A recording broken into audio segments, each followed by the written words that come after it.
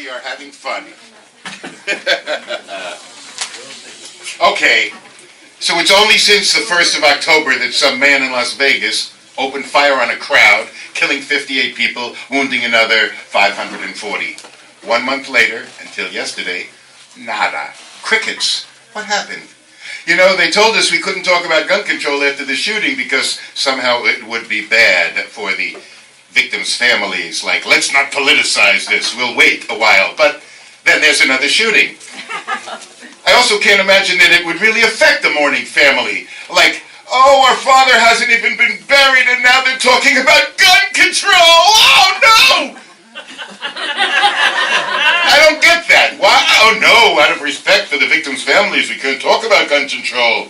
So, of course, when it's time to talk about gun control, there's already been another killing. Yesterday's 26 victims were shot at a church, which was full of prayer. So this time, instead of thoughts and prayers, the politicians only have to send thoughts. Wikipedia defines a mass shooting as an event involving the shooting of 4 or more people. They're going to have to change that, because 4, that's hardly noteworthy. That's like a only 4 kind of news story, unless it stops the L train during rush hour, then it gets reported. If instead of flying planes into the World Trade Center towers, the 9/11 terrorists just opened fire from the roof with rifles and killed 3,500 people, well, today no one would even remember 9/11 unless you were a family member of one of those victims.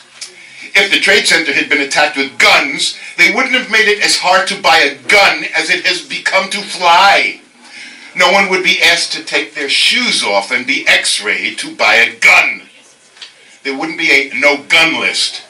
Think of how easy it would be to limit the availability of guns if it was as difficult to buy a gun as it is now to get past airport security. Let's stop and make it a passport a requirement of getting a gun. Fill out an application, send some photos, wait a couple of weeks. Okay, so you can't say, this afternoon I want to fly to Toronto. If you don't have a passport, you got to say, in a couple of weeks I'll fly to Toronto. But if you wake up and say, I'd like to shoot a bunch of people today, no problem. You walk in the store, you get a gun. No more difficult a procedure than counting out the cash. It's easier to pull off a mass shooting today than to get on a plane to Toronto. All right, whatever. You know, I'm reading this stuff coming out of Hollywood, and eventually I think that every movie is going to be made by a woman from now on because the studios are firing all of the men who were sexual predators and abusers, and apparently all of them were sexual predators and abusers. Yep. Yes. So for like the next 20 years, there could be a lot of women's movies. You know? Well, we really learned from the Harvey Weinstein, I don't know, is it Weinstein, Weinstein, I don't know. But that #MeToo reminded us of how many women are victims, how common this is. Then we start to see more predators are revealed. Elie Wiesel, late Holocaust survivor and Nobel laureate, accused by a woman of molesting her in 1989. Then we hear about the elderly George H.W. Bush in his wheelchair grabbing some woman's behind with that stupid line, "What's your favorite magician? David Copperfield." Oh man, to have an old man do that to you, that's frightening. Last week some VP of News at NPR, of all things considered, he probably produced a feature or two about sexual harassment of women in his career, but he's an abuser. At this point, I wouldn't be surprised if women who worked with Mr. Rogers' Neighborhood come forward. Fred Rogers.